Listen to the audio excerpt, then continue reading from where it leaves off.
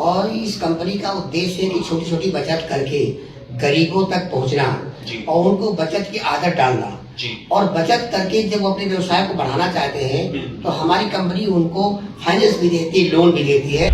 हमारे दर्शक ये जानना चाहेंगे कि ये वास्तव में ऑर्गेनाइजेशन है क्या? आपके शब्दों में जो बताया कि बचत हो, तो क्या ये किसी तरीके की फाइनेंस कंपनी है?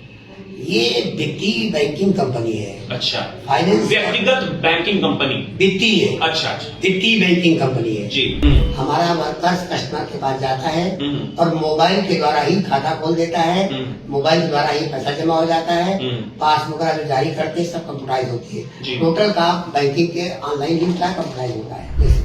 अच्छा सर, मेंबर बनने सदस्य बनने की क्या प्रक्रिया आपके यहाँ? केवल 100 रुपए दे करके सदस्य बन सकता है जी। हाँ, और उसकी रसीद दी जाती है, क्योंकि भारत सरकार का नियम है कि निजी कोई भी कंपनी हो अपने सदस्य को ही सारी सुविधाएं दे सकती है, उन्हीं खाता खोल सकती है। ओके।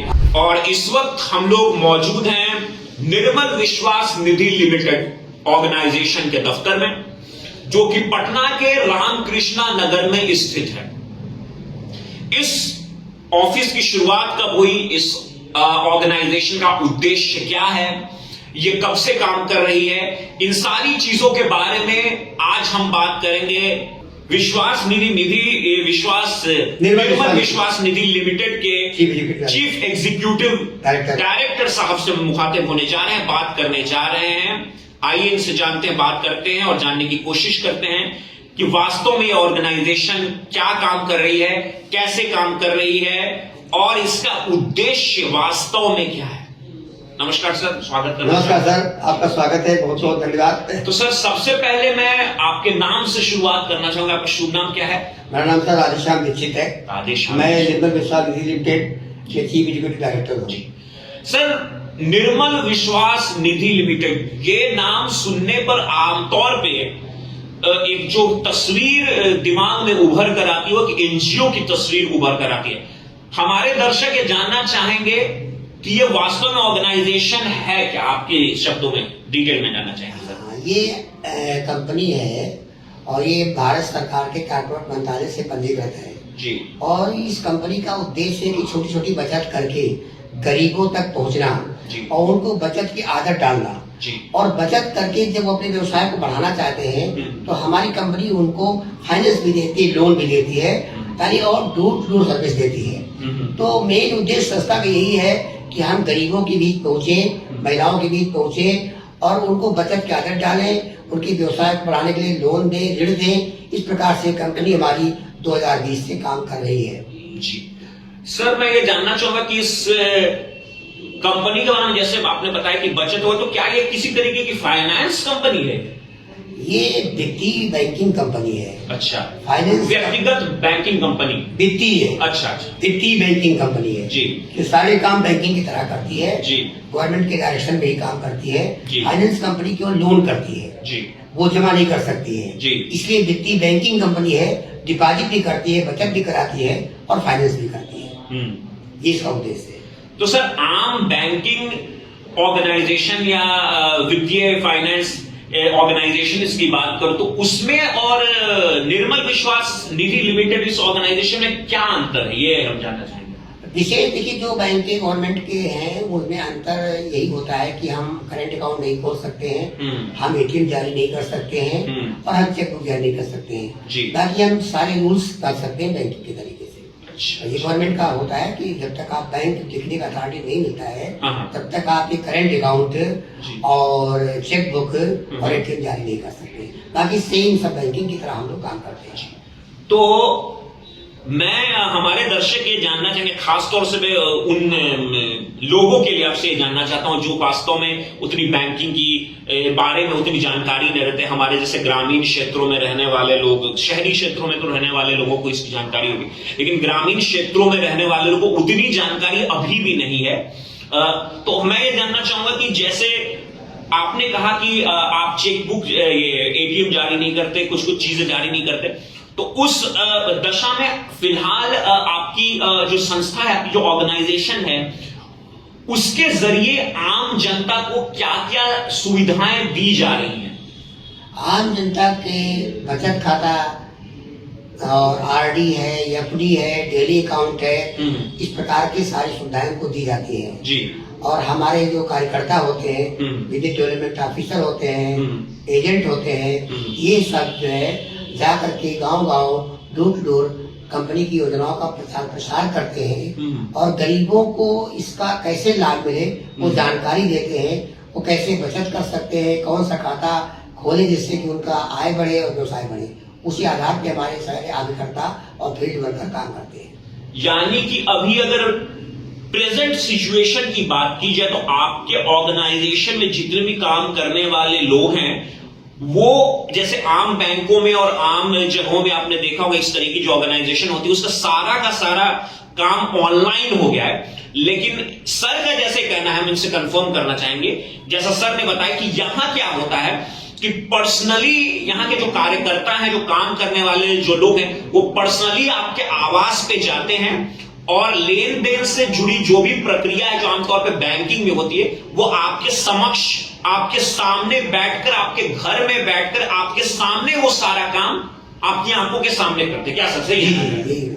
सही है। हाँ यही, और हमारा भी सारा कंपनी, सारी बैंकिंग प्रणाली ऑनलाइन है।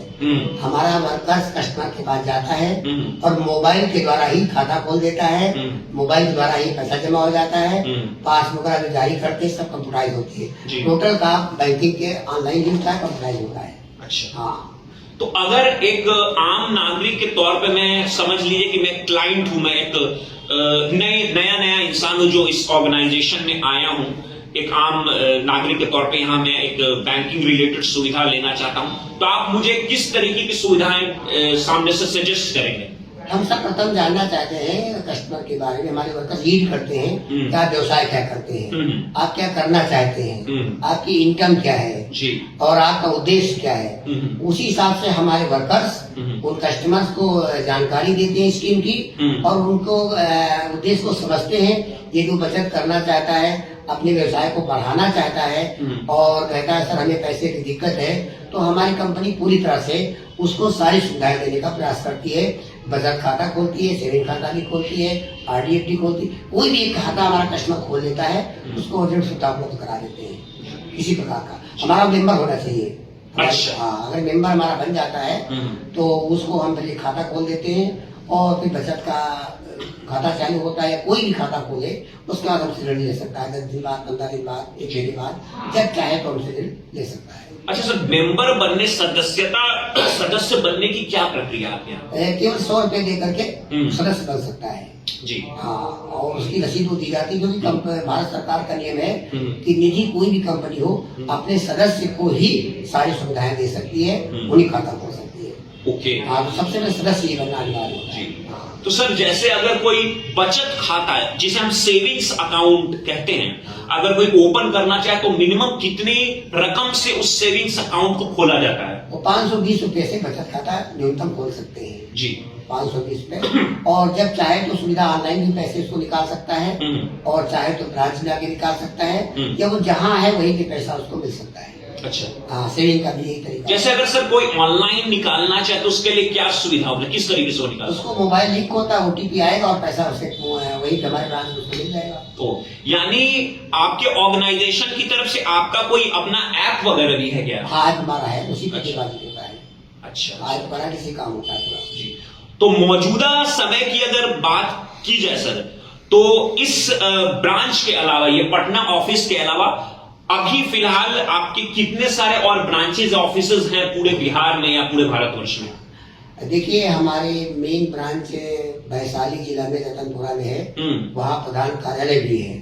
उस ब्रांच का लगभग टर्नओवर 6 करोड़ प्रतिवर्ष का है। लगभग 17,000 हमारे वहाँ कस्टमर्स हैं और बाकी 4 ब्रांचें वैशाली में हमारी हैं, जैसे हाजीपुर है, सराय है, प्रताप टांडा है, मुजफ्फरपुर है और बाकी 3 जिलों में हमारी ब्रांच डेवलप हो रही है, जहानाबाद और गया और नालंदा जी। ये इसी दिसंबर में खुल जाएगी, इसमें काम चल रहा है। बाकी 38 जिलों में हमारे वर्करों का चयन हो चुका है और बिहार के सभी जिलों में फरवरी तक हमें ब्रांच ओपन कर देना है। जी जी। तो सर जैसे ये तो आपने अपने ऑर्गेनाइजेशन के बारे में बताया कि सर्विसेज, जैसा कि हम ये जानते हैं कि आजकल अनएम्प्लॉयमेंट की समस्या तो शुरू से रही है, तो क्या आपकी संस्था के माध्यम से सिर्फ सर्विसेज प्रोवाइड की जा रही है या यहाँ से रोजगार की भी संभावनाएं लोगों के लिए हैं सर?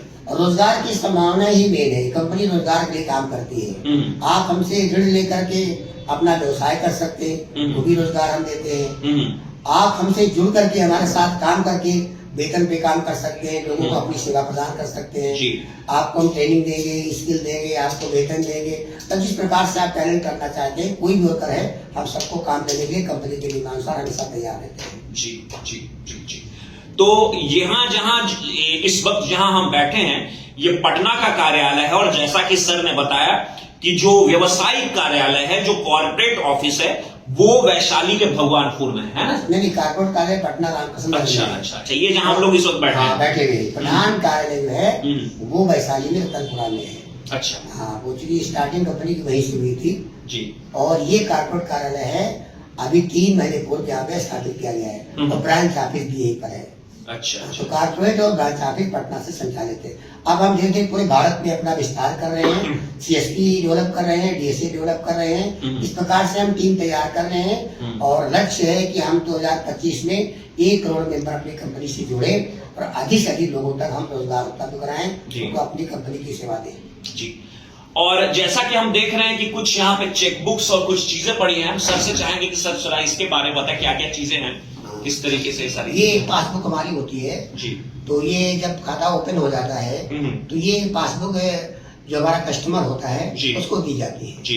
जो डिपॉजिट करता है तो हमारा वर्कर जब उसके पास जाता है तो इसी में पैसा एंट्री कर देता है और मोबाइल पे क्लिक करके ओपन कर देता है, पैसा जमा हो जाता है। ये किताब उसी कस्टमर को दे दी जाती है। अच्छा। जिससे उसको पता रहता है कि हमारा पैसा जमा मिनट हो गया। अच्छा। और ये कहा भी जाता है कि जब पैसा किसी कस्टमर से ले तो वहीं पे उसकी किताब पे एंट्री कर दे और अपना सिग्नेचर कर दे और मोबाइल के द्वारा उसको पैसा डिपॉजिट कर दे। 1 मिनट में कंपनी पता चल जाता है कि आपका पैसा जमा हो गया। अच्छा, तो जो सर आमतौर पे जो पासबुक होते हैं उस पे आमतौर पे जब किसी को अपना अकाउंट्स डिटेल्स चेक करना होता है तो ये एक मशीन में डालकर इसमें सारी प्रिंटिंग्स निकल जाती है। हाँ। इस पे किस तरीके से होता है? हाँ, बस कंप्यूटर से भी होती है मशीन पर। किताब हम जब देंगे तो वो पहला जो पेज होता है वो कंप्यूटराइज कर दिया, फिर महीने में एक बार आकर के हमारी दूसरी पासबुक होती है तो वो कस्टमर जब यहाँ आएगा इस किताब एक साथ चढ़ा के पूरा कंप्यूटराइज मिलता रहेगा जी। 1 महीने में किताब कितना पैसा डिपॉजिट हुआ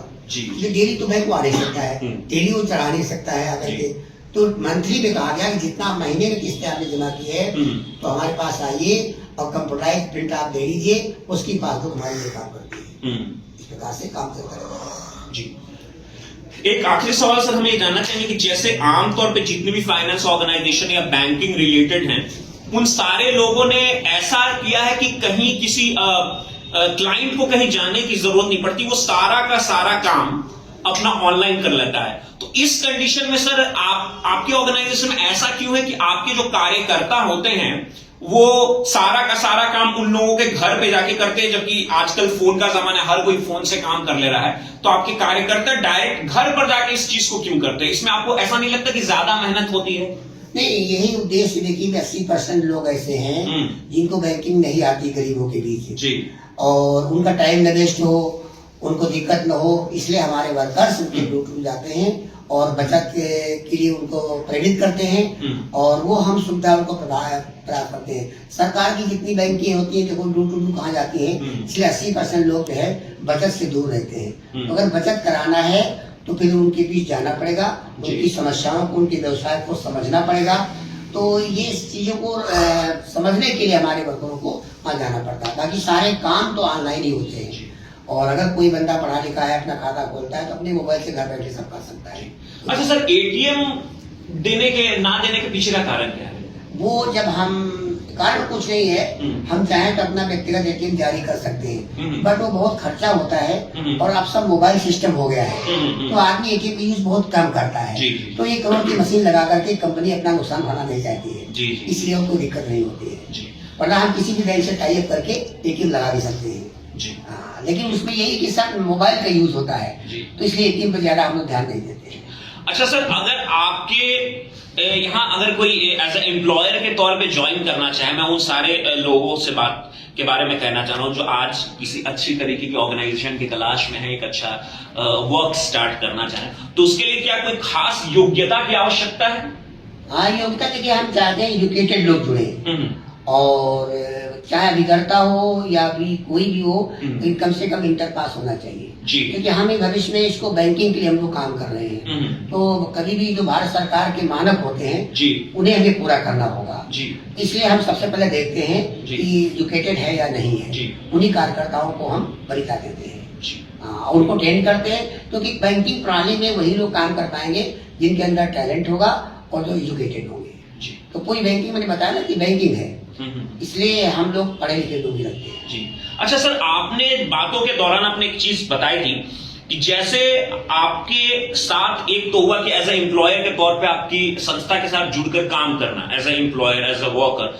दूसरी चीज आपने इसमें एक बात कही थी कि अगर कोई चाहे तो इस संस्था के साथ जुड़कर एक अलग से अपना खुद का ब्रांच ऐसा कुछ स्टार्ट कर सकते, इसके बारे में थोड़ा डिटेल बताइए। हाँ, देखिए, मान लीजिए आपको पास एक्सपीरियंस है, अनुभव है, आपने किसी फाइनेंस कंपनी में काम कर रखा है जी, किसी बैंकिंग को जानते हैं जी, और आप में कोई इंटरेस्ट है, तो हम उसके टैलेंट को देखते हुए उसको ब्रांच देने के लिए बाध्य होते हैं। अच्छा। भाई हमारे साथ जुड़िए और आप काम करिए और हम आपका सपोर्ट करेंगे। अच्छा सर, किसी ब्रांच की फ्रेंचाइजी, जैसे आपकी अगर फ्रेंचाइजी लेकर कोई स्टार्ट करना चाहे, उसके पास कम से कम कितना अनुभव होना चाहिए और किस चीज का अनुभव होना चाहिए? कम से कम 5 साल का फाइनेंस कंपनी में या बैंकिंग क्षेत्र में काम करने का अनुभव होना चाहिए, तो वो ब्रांच उसको नहीं देते हैं। अगर वो इंडिपेंडेंट काम करना चाहता है तो हमारा चैनल पार्टनर बन सकता है और पूरे काम कर सकता है एग्रीमेंट के आधार पे जी। और चैनल पार्टनर, ब्रांच हम देंगे तो पूरा होल्ड कंपनी करेगी, तो ब्रांच को फिर तरीका दूसरा होता है और चैनल पार्टनर का काम दूसरा होता है जी। लेकिन काम कहीं भी कर सकता है, कोई दिक्कत नहीं, अपने घर से कर सकता है, अपना ऑफिस बना सकता है, जैसे भी चाहे कर सकता है, बट कम से कम उसके पास 5 साल का अनुभव हो तो हम ब्रांच देते हैं, और कम से कम 3 साल का अनुभव हो तो चैनल पार्टनर बना देते हैं जी। ये होना चाहिए जी। बहुत बहुत शुक्रिया सर आपका। अंत में मैं आपको कुछ जरूरी जानकारी देना चाहूंगा, जो आप हमारे वीडियो के एंड में या वीडियो के दौरान इस चीज के बारे में आपको जानकारी दी। जैसे मैं आपको बताना चाहूंगा कि इस ऑर्गेनाइजेशन यानी कि निर्मल विश्वास निधि लिमिटेड, ये जो है ये ऑर्गेनाइजेशन है, ये बैंकिंग रिलेटेड है। मैं बताना चाहूंगा, नाम से आप कंफ्यूज नहीं कीजिए। दूसरी चीज, इस संस्था से संपर्क करने के लिए आपको मैं बताना चाहूंगा कि सिर्फ फोन नंबर ही माध्यम नहीं है।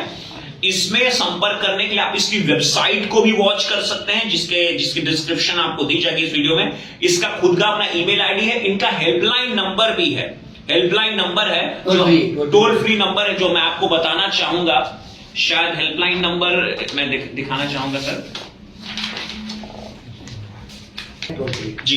देखिए, मैं बताना चाहूंगा कि निर्मल विश्वास निधि लिमिटेड का मैं ओरली भी आपको बता दे रहा हूं, जो आपको ईमेल आईडी है, दैट इज निर्मल विश्वास निधि limited@gmail.com, जिस पे आप टेक्स्ट के माध्यम से, ईमेल के माध्यम से कोई जानकारी प्राप्त कर सकते हो। हेल्पलाइन नंबर है, टोल फ्री नंबर है, दैट इज 180057234880, जो कि 24 घंटे लगातार कार्यरत रहता है। आप इस पे कॉल करके कभी भी किसी भी तरीके की जानकारी ले सकते हैं।